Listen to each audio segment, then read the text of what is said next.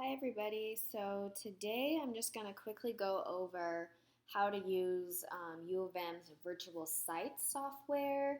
So as a U of M student, we get access to a whole bunch of different programming software such as SPSS, which we'll be using today, R Commander, other statistical software, Adobe, all types of things. So what Virtual Sites does is allows us to use those programs on our own devices without one, downloading those programs, and two, without paying for the subscriptions. So I'm just basically going to show you guys how to access that super quickly. So you can just literally Google Virtual Sites UMich. It should pop up. It's going to be this first link here, Virtual Sites at U of M Technology Services. We're just going to click that. So there's a couple different ways to use virtual sites. I think the easiest way is to access virtual sites via the browser without downloading anything, just because I have found if you have a MacBook, the downloaded version creates a lot of lag and kind of like reverb, because what virtual sites does is convert your Mac into a PC so you can access those programs. So I found the best way is just to use a browser if you have a Mac, but of course you can download the software if you want, but this video is just going to show you how to use it on the browsing site. So we're going to click Learn How to Use Virtual Sites. And then it's going to take us to the two different ways. So we can either get started on the browser, which is here, or download the software, which it will connect you to here. So I'm just going to use the website. So I'm going to click this link here. And then it's going to take you to the VM software. So if you want to install, you can install it, or you can use the web access, which is what I'm going to do. So we're going to click this. And then if you have a U of M login, so you're going to want to use your unique name and then your password to log you in. So I have already been logged in, so that's why I skipped that step. But again, you're going to use your unique name. Mine is SC Warner, and then the password that you chose for your UMich email, and it'll automatically log you in. And then once we are here, we're going to click Virtual Sites. You can favorite it if you want, but I'm going to go ahead and click that.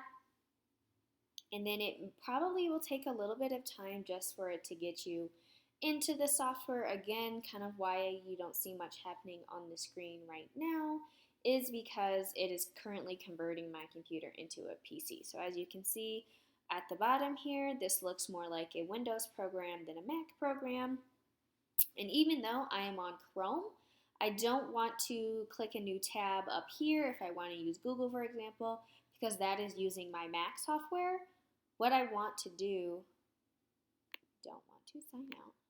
What I want to do is open a new tab up here, and then it keeps it in the virtual site. So whenever you either exit out, whether you swipe into another screen or you do another tab up here, that's using your own computer software, so you just want to keep it in this browser.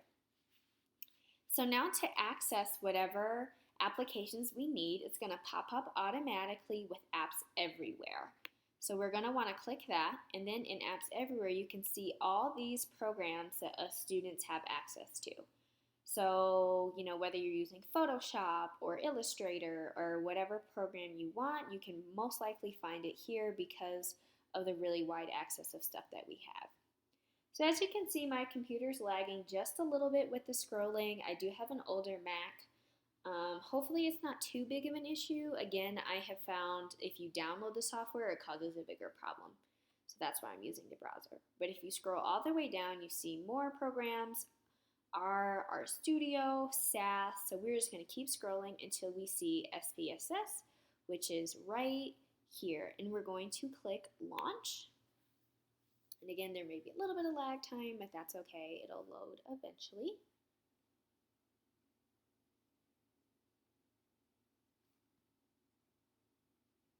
Oh, something went wrong. Okay, let's try again.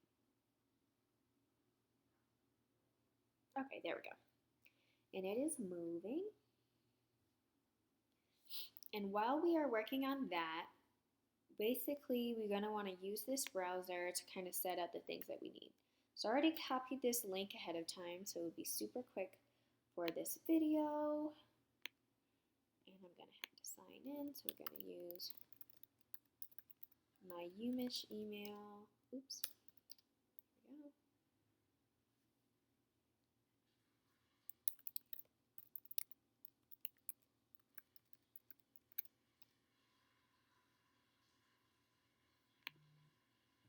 And this is the best part about having a UMich email, is this freaking duo check-in, but it's fine, we're logged in. Okay, and then now that we have SPSS up and running at the bottom here, I'm going to want to click on that. And again, you want to keep everything in the like PC-ish type browser. So not this big browser up here, but the smaller one on the screen.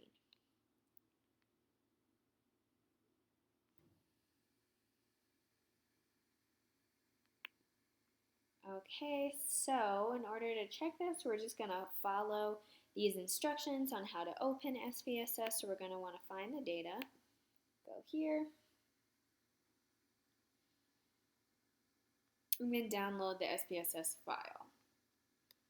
That's what it's asking for here. So we're just going to pick a random one. Let's do the baseline, the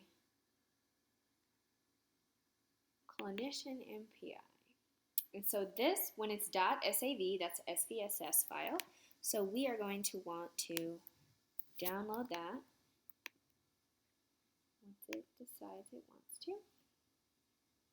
Download.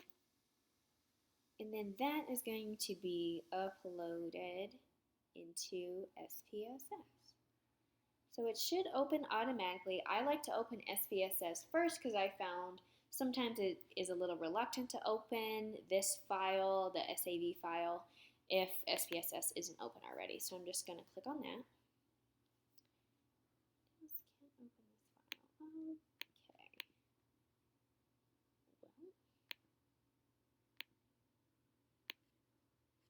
Well, so let's just do open another file. And go to downloads. And here's our file right here. So we're just going to upload that.